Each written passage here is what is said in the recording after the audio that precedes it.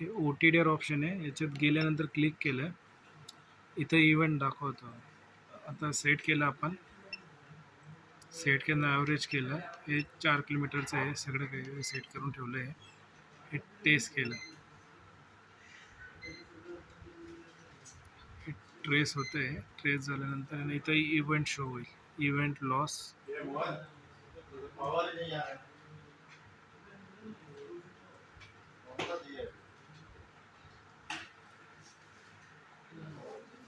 हे बघा, इथे इव्हेंट 1 आलं, लॉस आलं टोटल 45 आणि टोटल किती डिस्टन्स आहे ते आलं. ठीक आहे. आता फाईल सेव्ह करायची आपल्याला. हे सेव्हमध्ये F3 दाबलं, सेव्हमध्ये गेलो. आता फाईल नंबर 3 आहे ना, 3 केल्यानंतर आहे ना ओके दाबायचं. ओके दाबलं, झालं. ओके दाबून आता फाईल ऑप्शनमध्ये जायचं, फाईल क्लिक केलं, हे फोल्डर होणार तयार. अबे